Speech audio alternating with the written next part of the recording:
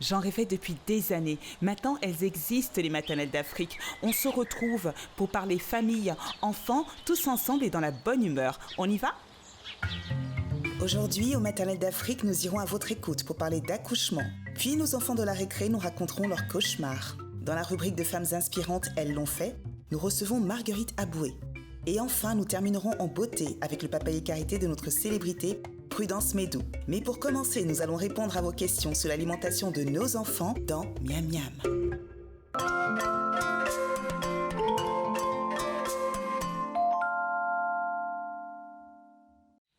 Aujourd'hui, je vais répondre à Essé qui nous écrit du Togo. Coucou le Togo.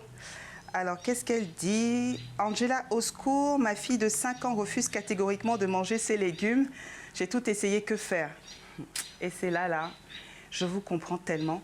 Parce que, vous savez, l'histoire de légumes et d'enfants, là, c'est très compliqué. Parce que les goûts se construisent très tôt. Alors, il y a des enfants qui n'aiment pas les légumes, et puis il y a des enfants qui aiment les légumes. Ça me fait penser à mon frère Steve. Coucou Steve. Vous savez, mon frère, il a 2 enfants. Il a un garçon, Ethan, qui a 4 ans, et puis une fille, Célia, qui a 2 ans. Les enfants adorent les légumes. Je ne comprends pas.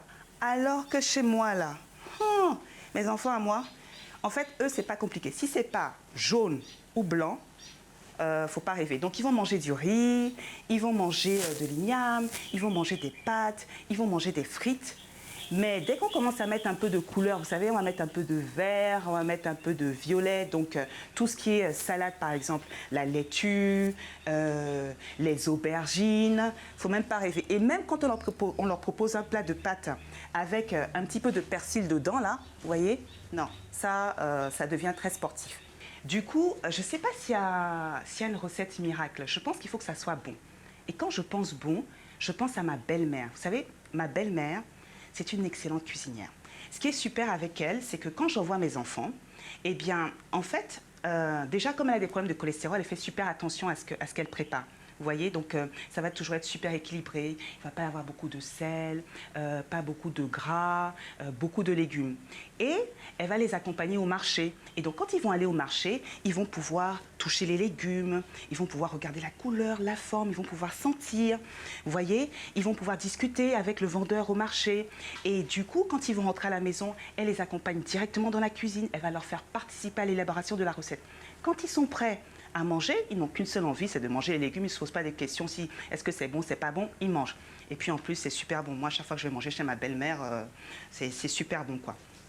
Donc, je pense que ce qui est important déjà, c'est que ça soit bon. Vous savez, vous êtes au Togo justement, et c'est au Togo, on a la friture togolaise là. Eh bien, la friture togolaise, pour ceux qui ne savent pas, c'est une friture de tomates. Ce sont des tomates là que l'on fait revenir un peu dans l'huile. Vous prenez des légumes, un peu de carottes, je ne sais pas moi, vous prenez un peu de chou que vous mixez et vous mélangez à votre friture. Vous faites frire vos ignames, les colicots du Togo là, et puis les enfants, ils vont manger, sans se rendre compte qu'ils mangent des légumes en fait. Et j'espère que j'ai répondu à vos questions. Justement, si vous faites la recette là, de friture avec les colicots, eh bien, s'il vous plaît, faites une photo et vous nous l'envoyez. Donc, si vous aussi, vous avez des questions auxquelles vous souhaitez que je réponde, vous les postez sur la page Facebook des Maternelles d'Afrique.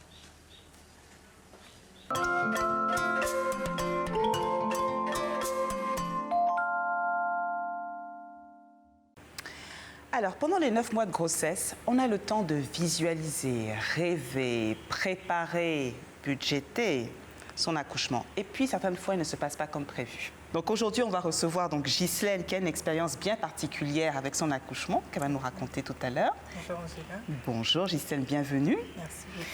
Ange Marcel aussi a une belle histoire, plusieurs histoires, donc on va se contenter d'une histoire aujourd'hui. Bienvenue Ange Marcel. Merci, bonjour. Et puis le docteur Bassam, vous êtes gynécologue obstétricien et vous nous faites le plaisir de venir nous éclairer sur l'accouchement et comment on peut accompagner les mamans dans ce moment incroyable. Bonjour, madame. On va commencer par vous, Ghislaine. Donc, Ghislaine, vous avez 32 ans, vous êtes entrepreneuse, vous êtes mariée, vous êtes la maman de Anne-Maryse Kessiline qui a 6 ans, c'est ça. Lily Rose Meryl Winner qui a 8 mois. C'est ça. Les prénoms là. Et nous allons revenir en arrière. Nous sommes le 8 août 2017. Vous êtes enceinte de votre deuxième enfant. Vous êtes à 1 semaine du terme. Et il est 21h, vous êtes chez vous. Qu'est-ce qui se passe? J'appelle ma maman au secours, je ne sais pas, j'ai l'impression que je perds quelque chose. Elle me dit non, c'est normal, ça s'appelle le bouchon muqueux. Qu'est-ce que c'est le bouchon muqueux? Muqueux, c'est ça? Le bouchon Docteur. muqueux, Docteur on va prendre un exemple tout simple. C'est comme une bouteille et on a un petit bouchon. Donc le bouchon muqueux, c'est quelque chose qui va préparer l'accouchement. Et lorsque la femme perd le bouchon muqueux, le travail n'est pas loin. D'accord. Donc vous perdez le bouchon muqueux.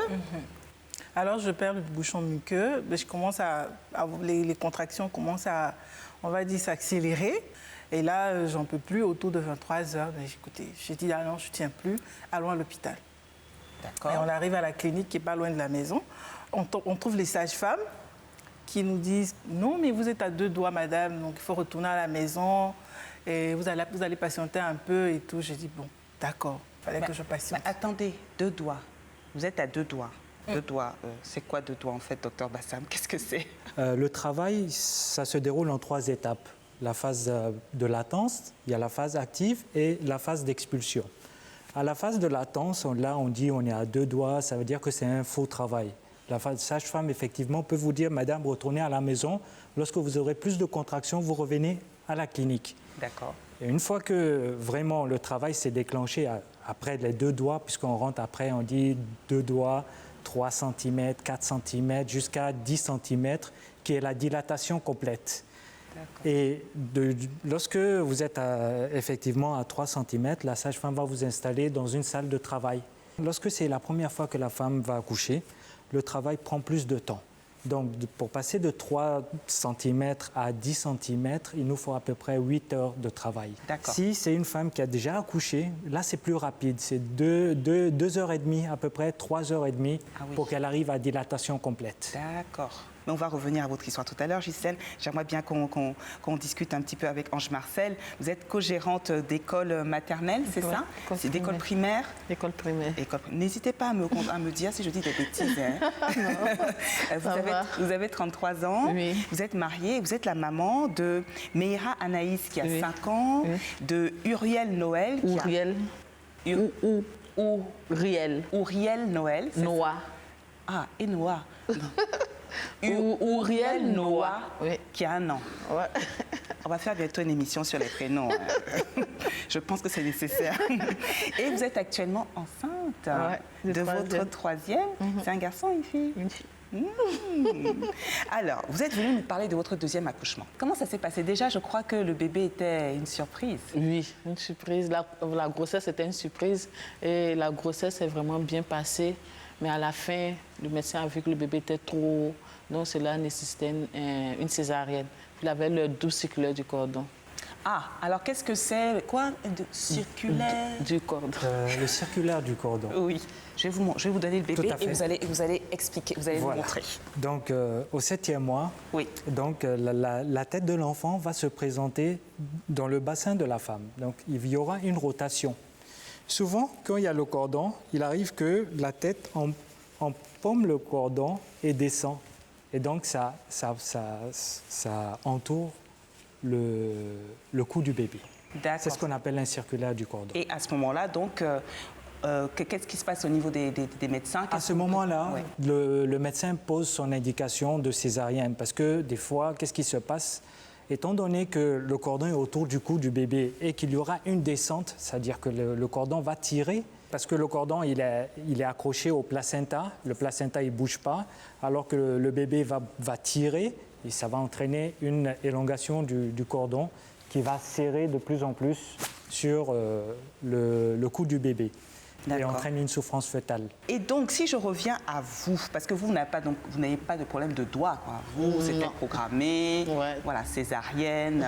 Donc, vous, on revient à vos doigts. Donc, vous êtes rentrée à la maison comme une malheureuse, C'est ça. dans vos douleurs. Et qu'est-ce qui se passe? 1 heure, 2 heures, et au fur et à mesure, les contractions s'accéléraient. Et autour de 23 heures, je suis inondée de partout. Je vois de l'eau qui coule de partout. J'ai crié « Au secours, maman !» Et là, maman qui vient, monsieur qui sort également et tout. J'ai dit, mais je ne sais pas, il y a du liquide partout, je ne comprends pas. Elle me dit, oui, voilà, tu as perdu les os, bon, au secours, on court à l'hôpital. Et c'est comme ça, bon, on prend la valise et tout. Et on part tous à l'hôpital. Et au niveau des escaliers, mais je sens quelque chose qui pousse. J'ai dit, mais maman, ça pousse, j'ai l'impression que j'ai accouché là. Elle me dit, ah non, non, non, non, non, tu retiens, tu fais comme tu veux, mais... Mais voilà. ma fille n'accouchera pas dans les escaliers. Non, non, tu n'accoucheras pas dans les escaliers, là, on est au 3e. Non, non, on fait un effort et tout, bon. Doucement, et là on monte dans la voiture également, je sens que ça pousse et tout. Elle me dit non, tiens bon, l'hôpital est à quoi, même pas 1 kilomètre, 500 mètres, on va y arriver, non, tiens bon. J'ai dit bon, d'accord. Et on arrive à l'hôpital, la galère. Et les sages-femmes qui dorment. Et on sonne, le gardien qui sonne, il n'y a personne qui vient. Et il y a une dame qui arrive toute fatiguée, qui s'étire et tout. C'est pas la dame qui était là tout à l'heure, j'ai dit oui, c'est moi, et là... Bon, elle n'est pas pressée, elle prend tout son temps. Voilà, c'est le gardien même qui pense à aller me chercher un fauteuil roulant. Voilà, on m'installe dans le fauteuil. Et donc vraiment, elle vous installe dans une salle. Elle m'installe dans une salle. Elle vous examine. Elle m'examine. Elle me dit vous êtes à 4 doigts. On va appeler votre médecin traitant. Très bien. Donc elle appelle le docteur.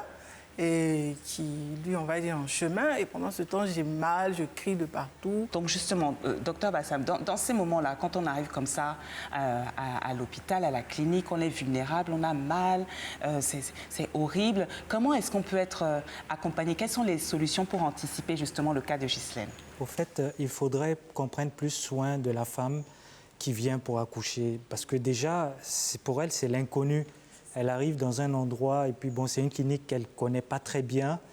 Donc je pense qu'il faut être plus ouvert à ce genre de patientes, les recevoir, les rassurer, parce que l'accouchement, c'est un moment magique pour la femme, parce que ça fait 9 mois quand même qu'elle travaille pour ça. Donc bien les accueillir, les installer correctement, les examiner, les rassurer. Et donc, finalement, est-ce que le docteur arrive? Quand le docteur arrive, le docteur qui me dit oui, c'est vrai que vous êtes à 5 doigts, mais le bébé est haut. Bon, je ne sais pas quel thème. Enfin là, moi, j'avais mal. Donc tout ce que je voulais, c'est d'être libérée.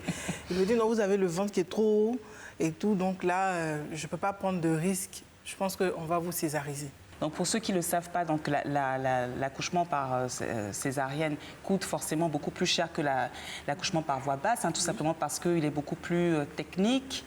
On doit être en salle d'opération. En salle d'opération, c'est ça. Ça ménage beaucoup plus de personnes parce qu'il y a l'anesthésiste, il y a beaucoup de matériel qu'on utilise pour faire une césarienne. Vous décidez, vous n'avez pas le choix, vous faites cette césarienne. Et qu'est-ce qui se passe? Mais j'arrive pour la première fois sur une table d'opération. Donc, déjà que j'avais des contractions. Et il fallait que je fasse, comme on dit ça, le dos rond. Oui. Pour qu'on puisse me faire l'injection de la péridurale, je crois. Et là, c'était le cauchemar. On a les contractions, donc on a envie de se détendre, on a envie de... Voilà. Et là, on me dit, non, madame, faites le dos rond. Et première anesthésiste, l'aiguille qui passe pas. Deuxième anesthésiste également, ça passe pas. Oh, mais j'ai pas oublié le nom du monsieur. On dit, bon, on va appeler professeur Touré. Professeur Touré. Voilà, je sais pas si c'était le meilleur anesthésiste de Côte d'Ivoire, mais il fallait réveiller professeur Touré. Et là, je me rappelle qu'il était quoi, 4 heures, 5 heures. Et donc, on attend. Ben, je suis en salle d'opération, on attend le professeur Touré. Pendant que j'ai des contractions, pendant que j'ai mal. C'est difficile. Le professeur qui arrive 1 heure après, et miracle, un seul essai, bon, ça passe. Là, je suis détendue, bon, on fait l'opération. Et voilà, mon bébé qui sort, mais qui crie, mais je ne sais pas, avec vigueur, je ne sais pas. J'ai eu peur, je me suis dit, j'espère que les gars, ils n'ont pas coupé mon bébé là-bas, parce qu'elle pleure trop. Donc, Non, le bébé était souvent en train de dire, mais qu'est-ce que vous avez fait tout ce temps? Pourquoi vous avez fait souffrir ma maman comme ça? C'est pas normal. voilà. Ah ouais. Et donc, mais c'est quand même une belle histoire. Oui. C'est quand même une Merci histoire beaucoup. émouvante. Et Ange Marcel, vous, par contre, l'histoire, c'est complètement différent. Ouais. Nous, Ouais. c'était programmé. Vous Oui. deviez aller dans cette salle-là. Vous étiez préparé pour ça. Oui. Donc, vous êtes dans la salle d'opération. Qu'est-ce qui se passe? Vu que le gynéco n'était pas encore arrivé pour aller en salle d'opération, je me suis endormie. Je dormais dans mon sommeil, je me suis dit, un coup j'accouche, par voie basse, ça serait un miracle, mais bon, c'est impossible. Ok. D'accord, vous avez pensé à J'ai ça? pensé à ça, comme ça, et puis bon, oui, c'est impossible. Donc j'étais là, puis je sens une première contraction. Je dis non, c'est l'imagination. Une deuxième, je regarde, la montre était juste au-dessus de moi, comme ça, je regarde, je vois qu'il y a 15 minutes. Une deuxième, une troisième, 15 minutes encore. Une quatrième, 10 minutes. J'appelle la dame. Je dis, madame, je sens des contractions.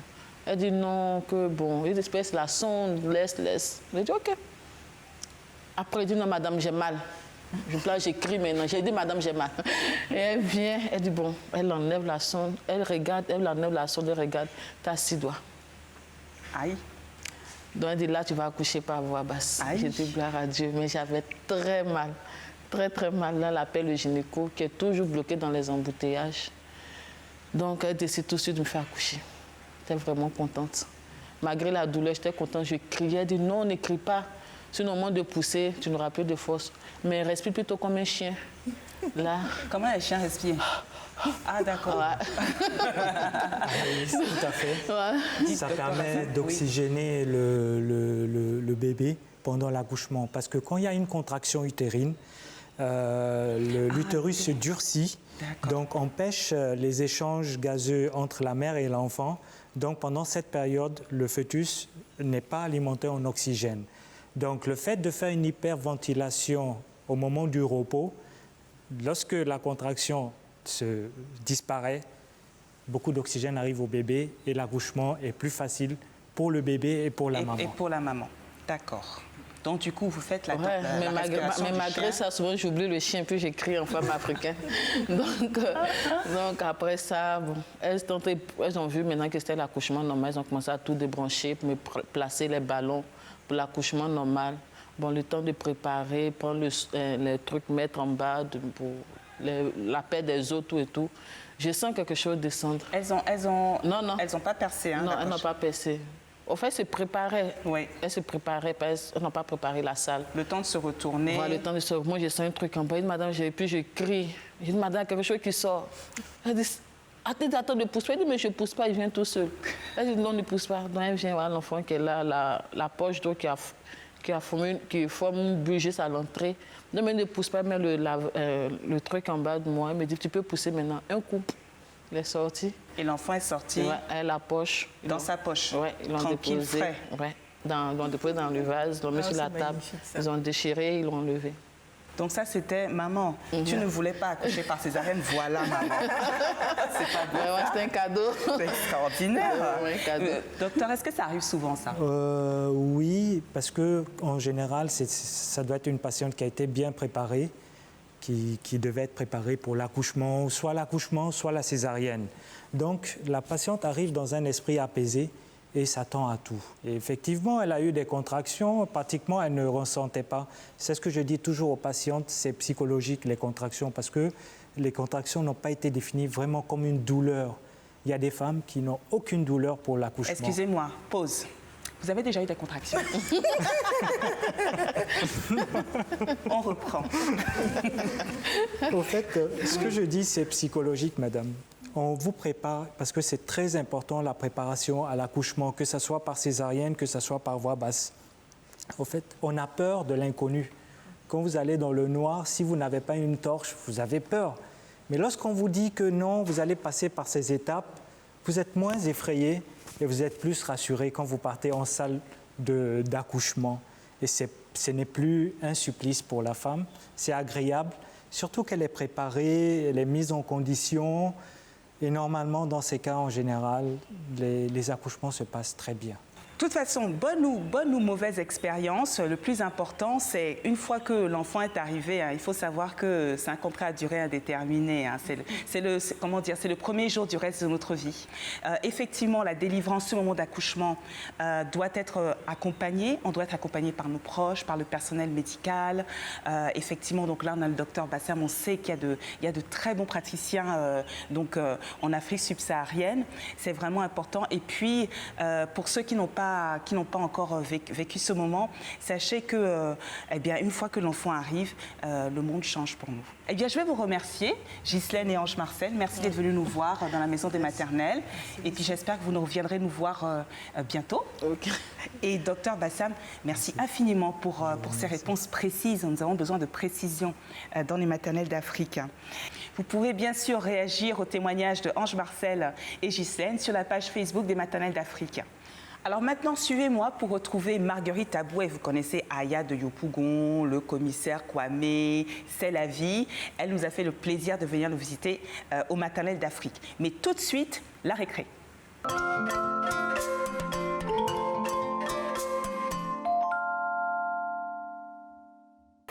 dernier cauchemar, c'était quelqu'un en train de manger des yeux.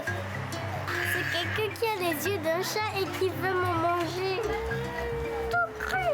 En fait, j'ai fait un cauchemar qu'une poupée qui s'appelait Annabelle voulait me manger. Quelqu'un m'éloignait de ma mère et plus à manger mes yeux après, manger tout mon corps, il restait ma tête et puis là manger ça aussi.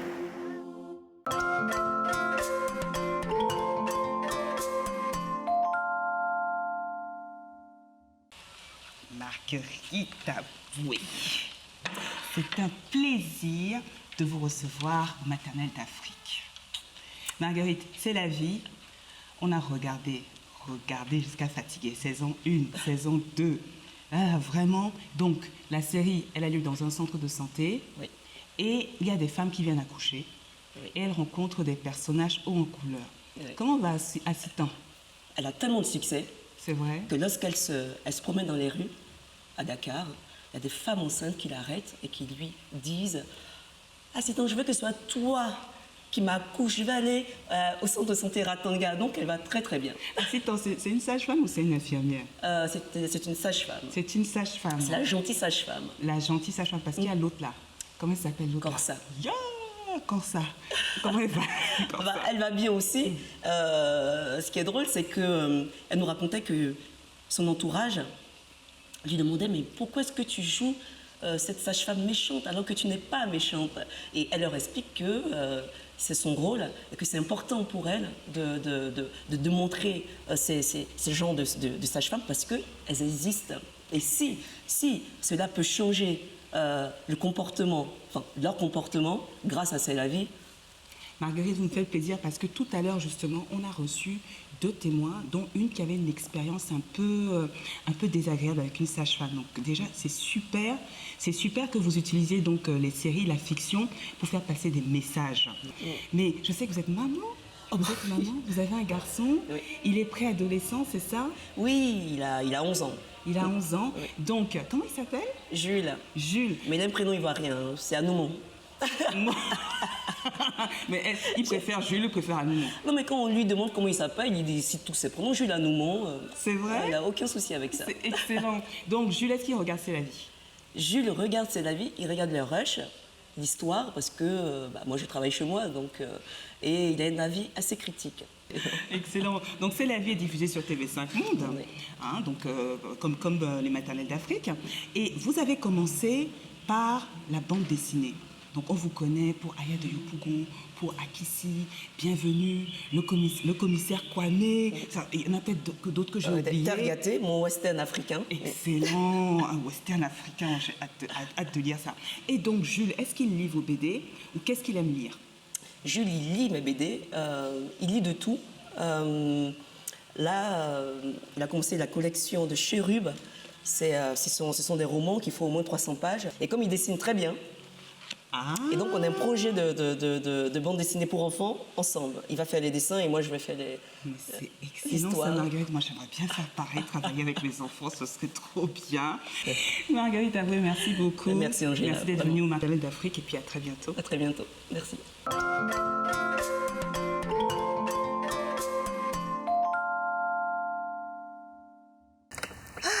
Prudence, je suis tellement contente de vous recevoir. Et vous voyez ce décor? Magnifique. Vous savez, c'est le jardin de notre rubrique qu'on appelle Papa et Carité.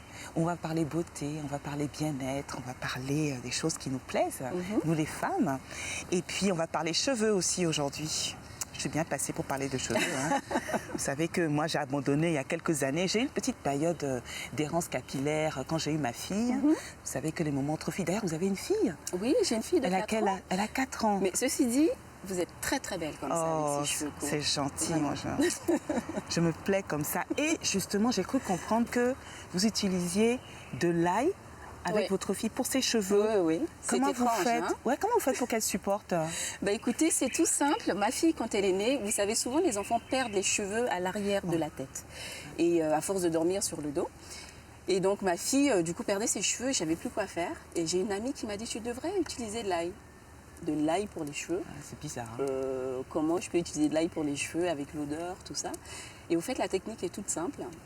Donc on prend l'ail, on l'épluche, on enlève le cœur qui est un peu fort au niveau de l'odeur, mais au niveau du goût. Et on écrase l'ail. Soit on a 2 astuces, soit on met l'ail dans l'huile d'olive, on laisse macérer. Ça peut être de l'huile... Du beurre de karité. Du beurre de karité, voilà, Ça très peut bien. être de l'huile de coco aussi, Donc de l'huile l'huile végétale, de quoi. ricin, D'accord. Voilà. Nous, à la maison, on l'utilise avec du beurre de karité.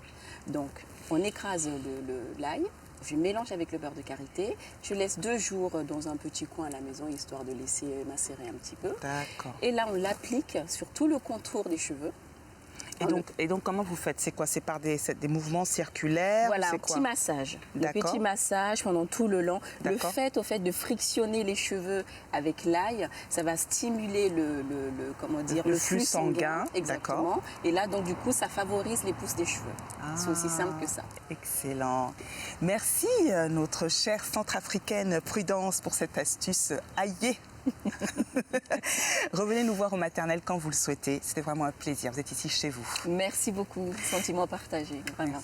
Il est temps de nous quitter pour aujourd'hui. Je vous retrouve bientôt sur TV5 Monde pour un nouveau numéro des Maternelles d'Afrique.